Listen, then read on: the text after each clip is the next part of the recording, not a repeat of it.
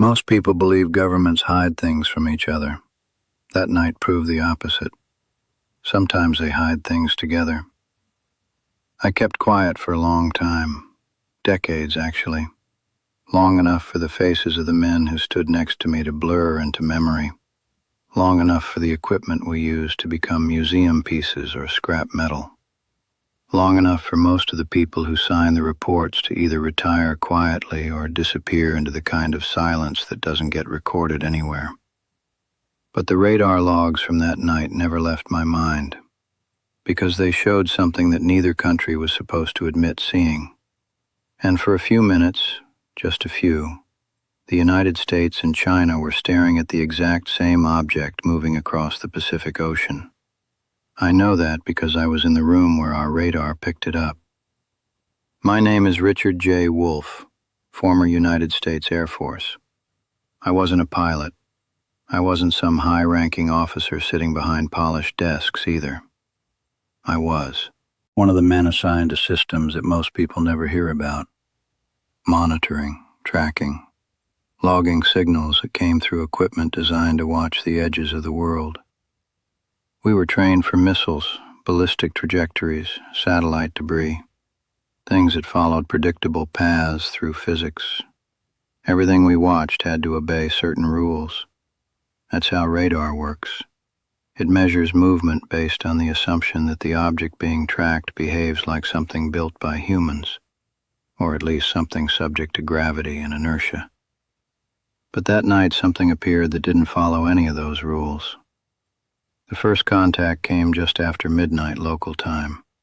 At first it looked like noise, a strange return signal crossing the far edge of the Pacific coverage grid.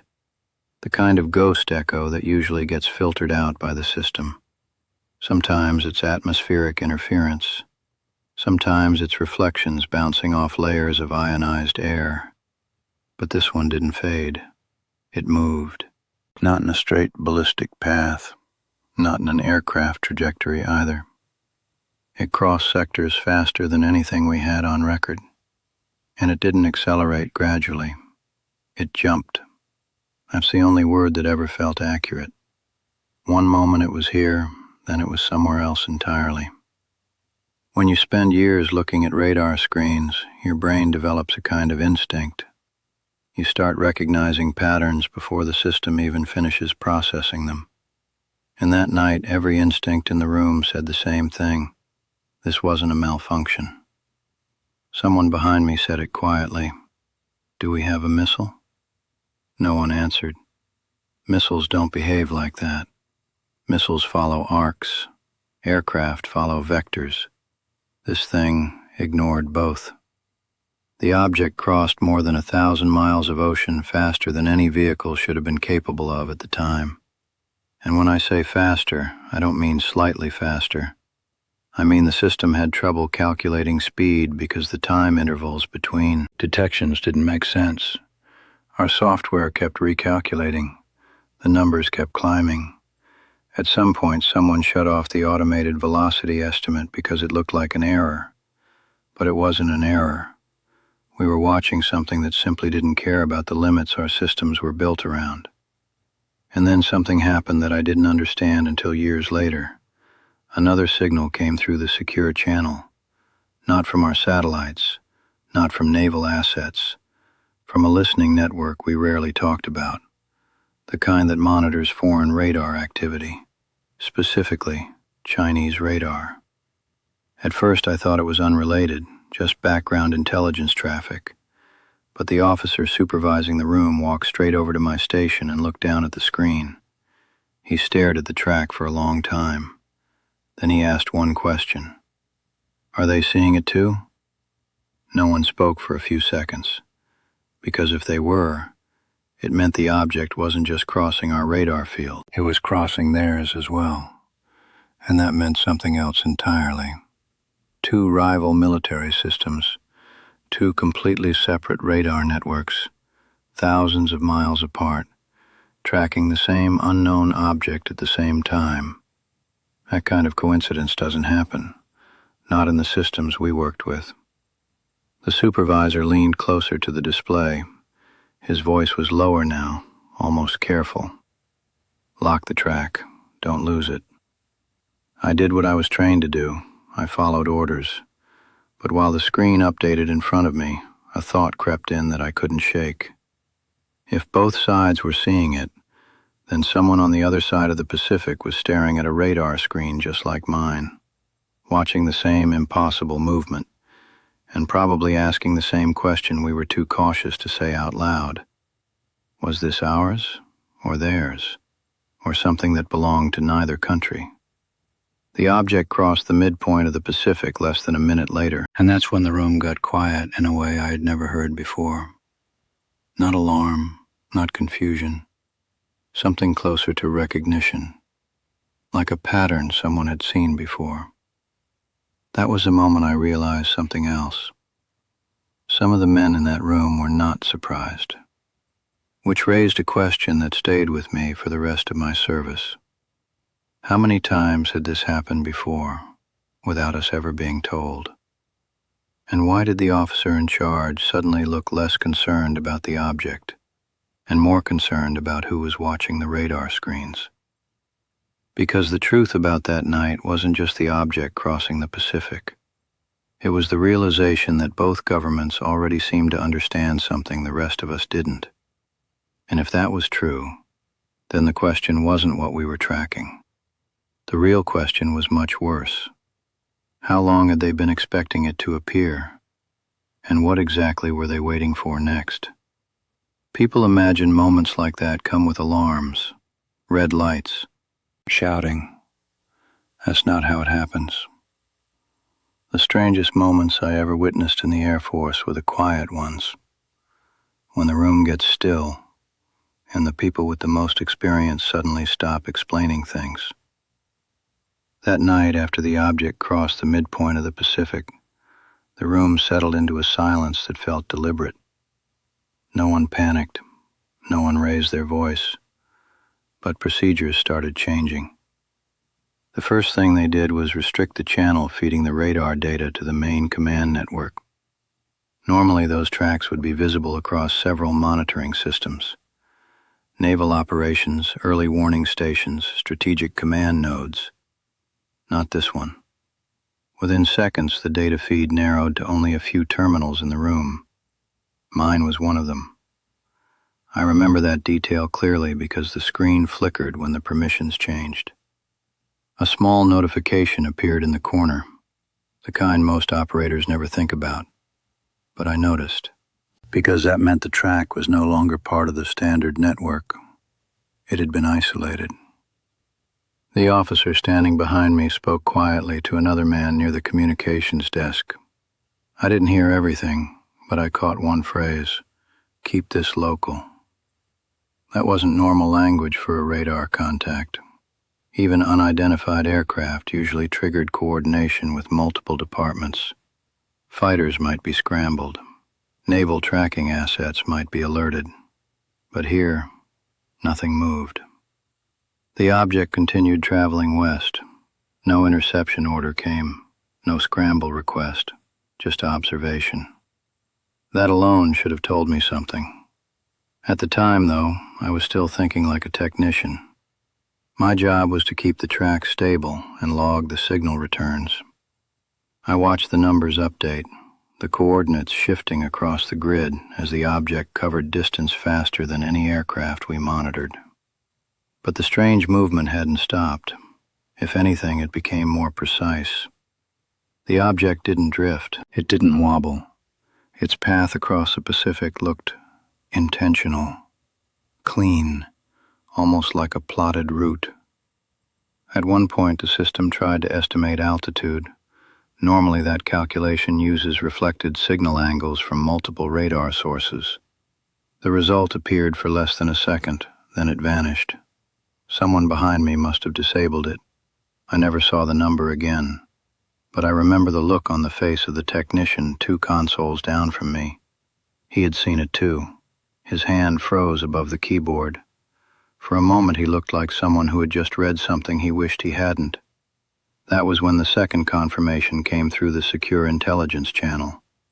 Chinese radar stations had locked onto an unidentified object moving east to west across their Pacific coverage area. Same velocity window, same trajectory corridor, same estimated size, different country, different radar architecture, same target. The officer in charge read the message twice, then he folded the paper slowly. No one said the obvious conclusion out loud, but everyone in that room understood what it meant. The object wasn't a radar ghost. It wasn't atmospheric interference. Two of the most advanced military detection systems on the planet were seeing the same thing at the same time, and neither side had launched it.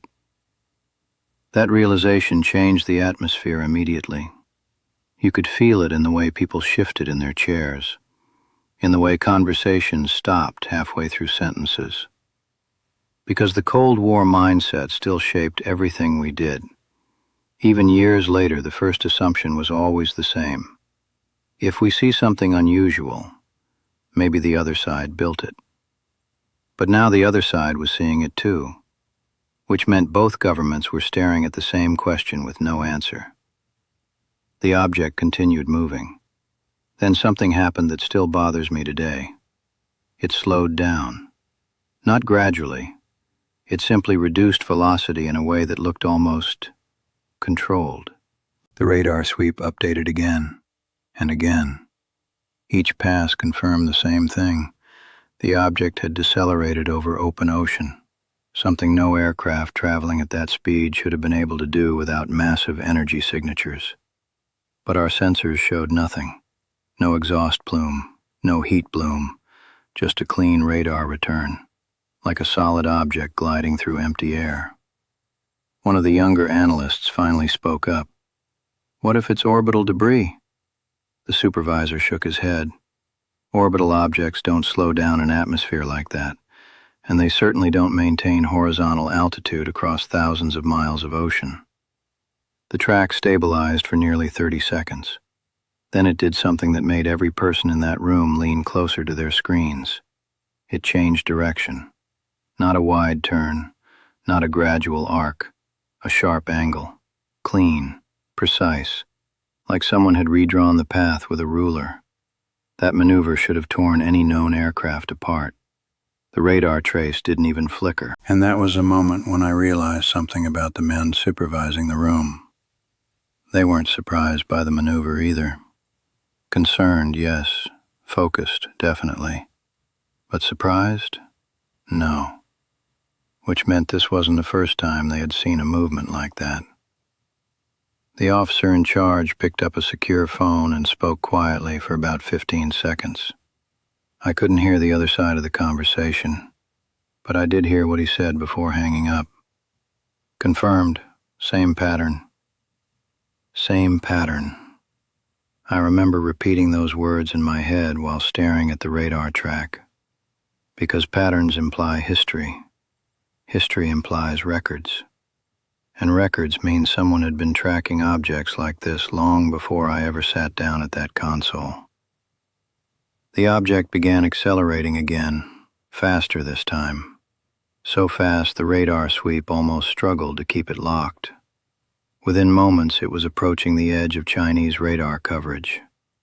And that's when the final message came through the intelligence channel. Short, only one line. Chinese radar had lost the track. Not gradually, instantly. The object had simply vanished from their detection grid. I remember waiting for the same thing to happen on our screen, but it didn't. For one more sweep, we still had it. Just a faint return signal crossing the far edge of our system's range. And then it disappeared from ours, too. No explosion, no descent, no signal degradation, just gone, like a light switched off in the sky. The room stayed silent for several seconds.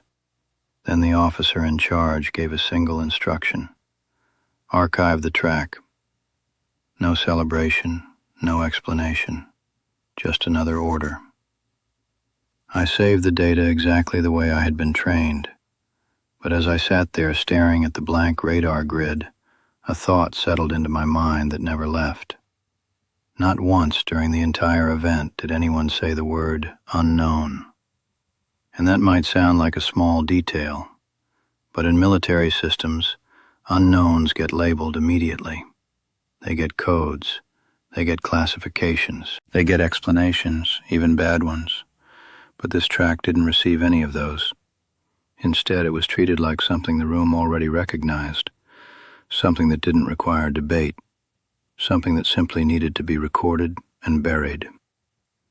And as the consoles powered down later that night, I couldn't stop thinking about the men who had looked at the radar screen without surprise. Because if they had seen this pattern before, then somewhere out there were other nights, other radar rooms, other operators staring at impossible tracks across the sky, and maybe other countries watching them too. Which raises a question I've carried with me for more than 30 years. If both sides had seen objects like this before, why did no one ever try to stop them? Military reports are strange things. People think they're records of what happened. Most of the time, they're records of what was allowed to be written down. That night proved it to me. After the object vanished from our radar, the room didn't explode into discussion the way you might expect. No one started theorizing. No one speculated about alien craft or experimental aircraft. The men who had been there longer than the rest of us simply moved to the next step. Documentation, logs, timestamps, system confirmations. But something about the process felt selective. Normally, when an unidentified object crosses multiple radar sectors at extreme velocity, the incident triggers a full anomaly chain. Technical diagnostics, hardware checks, communications logs, sometimes even outside verification from civilian radar networks. None of that happened. Instead, the data packet was condensed. I remember the technician responsible for compiling the event summary sitting at a terminal across the room. He was older than most of us, quiet type, the kind of operator who had been doing the same job for decades. He reviewed the raw track data for a long time, then he started removing sections. Not deleting the event entirely, just trimming it, compressing the timeline. The early erratic movement disappeared from the summary. The sharp direction change never made it into the official description. Even the speed estimates were adjusted into something that looked plausible. When he finished, the report described something very different from what we had seen. According to the official version, an unidentified radar return crossed part of the Pacific monitoring grid at high altitude before signal loss occurred near the edge of detection range. That was it, a paragraph. If you read it now, it would look like a routine technical anomaly. But that wasn't what we watched on those screens, and everyone in the room knew it.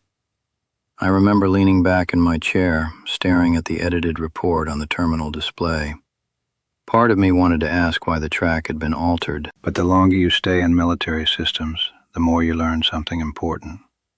Silence is often the expected response.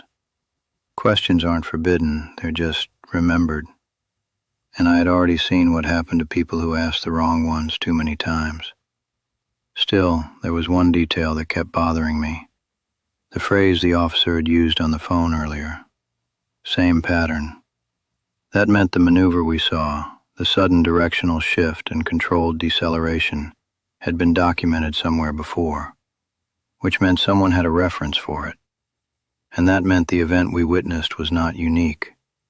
After the report was finalized, most of the crew left the room in small groups. Conversations were quiet, almost casual. The kind of conversations people have when they're pretending nothing unusual happened. But one thing stuck with me. The supervisors didn't leave. They stayed behind with the communications officer and the radar logs. I gathered my things slowly, trying not to look like I was paying attention. But before I reached the door, I heard one of them say something that made me stop. Not completely, just enough to hear the rest of the sentence. Second Pacific crossing this year. Second. That word stayed with me longer than the radar track itself. because the event we witnessed had been treated like something rare but familiar, not a discovery, a recurrence. I walked out of the room without turning around. That's another habit the Air Force teaches you. If a conversation wasn't meant for you, the safest place to be is already halfway down the hallway. Still, as I stepped outside into the cold air of the base, the thought kept repeating in my head. Second crossing, not first. Which meant somewhere in the system there was another record, another radar track, another night when something crossed the Pacific at impossible speed while two countries watched it happen. And if that was true, it raised another uncomfortable possibility. What if both governments had been seeing these things for years, not dozens of times, just enough times to recognize a pattern, enough to know when one appeared, enough to know when it disappeared, enough to realize they couldn't stop it? That possibility bothered me more than the object itself, because it meant the real secret wasn't the existence of unknown craft. The real secret might be how long the world's most powerful militaries had been quietly observing them, without explanation, without interception, without public acknowledgement. A few weeks later, something happened that made the whole situation feel even stranger. I was called into a small office I had never entered before. Two men were waiting inside. Neither wore the usual base uniforms. No name tags, no unit insignia. Just plain jackets and the calm kind of posture you see in people who already know exactly why you're there. One of them asked me a simple question. Operator Wolf, how clearly do you remember the radar event from the Pacific tracking night? I answered honestly, very clearly. He nodded slowly, like that was the expected answer. Then he slid a thin folder across the desk. Inside was the official report I had already seen, condensed, edited, sanitized. He looked at me for a moment before speaking again. This is the version that will remain in the system, not the report, the version. That distinction wasn't accidental, which meant somewhere there was another one, the real one. And the longer I sat in that chair, the more I began to understand something that took years to fully accept. The radar event itself wasn't the thing they were worried about. What concerned them was memory. Who remembered? How clearly? And how long those memories might last. Before I left the office, one of the men gave me a piece of advice. He didn't say it like an order, more like something learned from experience. Some things are easier to live with when they stay inside the system. I nodded. That's what you do in those situations. You acknowledge the message without arguing. But as I walked out of that office, a thought came to me that I couldn't shake. If the system wanted people to forget nights like that, then maybe the real reason wasn't the object we tracked. Maybe the real problem was what happens when people start comparing memories. Because one radar room can stay quiet. Two countries, however, can't hide the same sky forever. And if operators on both sides of the Pacific saw the same thing that night, how many other witnesses were sitting in quiet rooms, wondering the exact same thing I was? What else had crossed the ocean while the world slept? There's something people misunderstand about secrecy in the military. They think it's built on threats, punishment, fear. But the real mechanism is much simpler than that. It's built on time. You keep something quiet long enough, and eventually the people who saw it retire, move away, or convince themselves it wasn't as important as it felt in the moment. The system doesn't need to erase the truth. It just needs to outlive the witnesses. For years after that night, I didn't talk about the Pacific track with anyone. Not colleagues, not friends, not even the men who had been in the radar room with me. Partly because of the conversation in that office, but mostly because something else had changed inside my own thinking. Once you realize certain events are not meant to be understood, you stop trying to force answers out of them. You file them away in the back of your mind and move on. That's what most of us did. Or at least, that's what we told ourselves. Still, the memory had a way of returning at strange moments, usually late at night, usually when I saw news reports about unidentified aerial objects or experimental aircraft programs. The public discussions always followed the same pattern. Maybe it's a foreign weapon. Maybe it's secret technology. Maybe it's a sensor error. Every explanation stayed safely inside human boundaries. But the radar track I watched that night never fit inside those boundaries. Not the speed, not the maneuver, not the disappearance, and definitely not the part where Chinese radar stations confirmed the same object moving across their systems. Years passed. The world changed. The Cold War cooled, flared, shifted again. New satellites replaced old radar arrays. New analysts took over the chairs we used to sit in. Eventually, I left the service like most people do, quietly, without ceremony. But the memory of that night never fully faded, because one detail continued to bother me. Not the object itself, the reaction.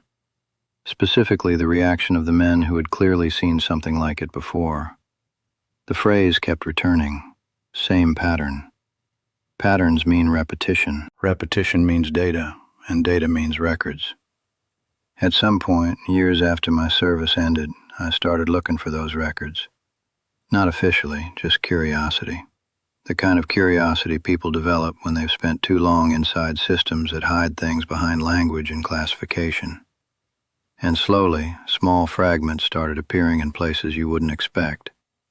Declassified radar anomalies, short military memos released decades after the events they described, brief mentions in aviation safety reports where unidentified objects were tracked for only a few seconds before vanishing.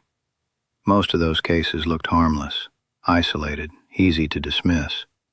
But once you've watched something cross an entire ocean on radar, you start recognizing certain patterns. Sudden acceleration, abrupt directional changes, clean signal loss. The same details appeared again and again in documents separated by years, sometimes decades. Different regions, different radar stations, same behavior, which made me realize something uncomfortable. The object we tracked that night might not have been unusual at all. The unusual part was that two rival military systems saw it at the same time, and that kind of overlap is rare. Most radar events stay isolated inside national systems. One country sees something, logs it, and quietly moves on. But the Pacific is a different environment. Large, empty, covered by overlapping detection grids from multiple nations, which means sometimes two different countries end up staring at the same sky. And if both sides record the same impossible movement, the question becomes harder to bury. That's the part I kept coming back to. Because if the United States and China both tracked that object crossing the Pacific, then somewhere, in another radar room, in another quiet building, there were operators just like me watching the same signal move across their screens. Men who probably went home that night wondering what they had just seen. Men who probably filled out reports that were edited down into something safer. Men who probably received the same quiet advice I did. Let the system handle it. Forget the details. Move on. But memories don't always cooperate with instructions.